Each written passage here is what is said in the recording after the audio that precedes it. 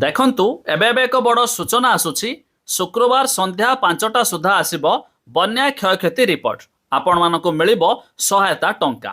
ଆପଣମାନେ ସମସ୍ତେ ଜାଣିଛନ୍ତି ଏବେ ରିସେଣ୍ଟଲି ବନ୍ୟା ଆସିଥିବା ହେତୁ ବହୁତ ଲୋକଙ୍କୁ କ୍ଷୟକ୍ଷତି ଘଟିଛି।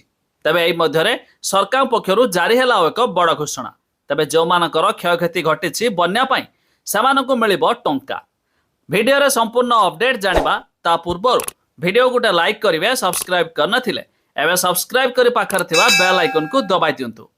দেখন্তু শুক্রবার সন্ধ্যা 5টা সুদ্ধা আসিব বন্যা ক্ষয়ক্ষতি রিপোর্ট আসিবা পরে বসিব বৈঠক।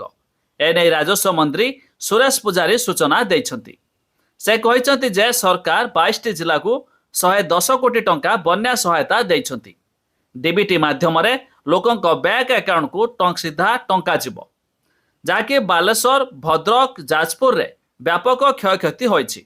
ବାଲେଶ୍ୱରକୁ 22.03 କୋଟି ଟଙ୍କା, ଯାଜପୁରକୁ 20.20 କୋଟି ଟଙ୍କା, ଏମିତିକି ଭଦ୍ରକକୁ 20.12 କୋଟି ଟଙ୍କା ସହାୟତା ପ୍ରଦାନ କରାଯାଇଛି।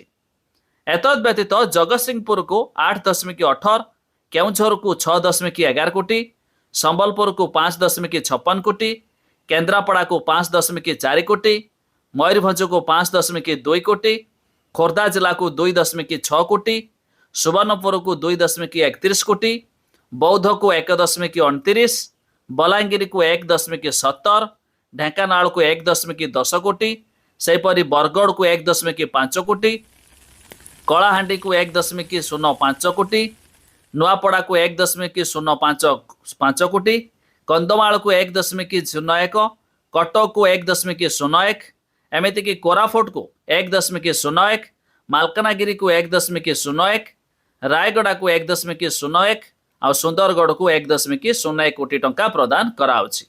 ତେବେ ଗୁଡ଼ିଏ ଜିଲ୍ଲାରୁ ଏବେ ବି ପାଣି ନିଷ୍କାସନ ହୋଇନାହିଁ। ବିଭିନ୍ନ ନଦୀରୁ ଜଳପତନ କମି ନାହିଁ। ସ୍ୱାଭାବିକ ଠାରୁ 65% ଅଧିକ ବର୍ଷା ହୋଇଛି।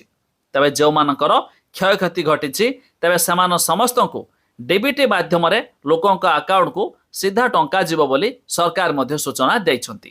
ତେବେ ଆପଣମାନେ କେଉଁ ଜିଲ୍ଲାରୁ ଭିଡ଼ିଓ ଦେଖୁଛନ୍ତି ତାହା କମେଣ୍ଟ କରି ଜଣାଇବେ।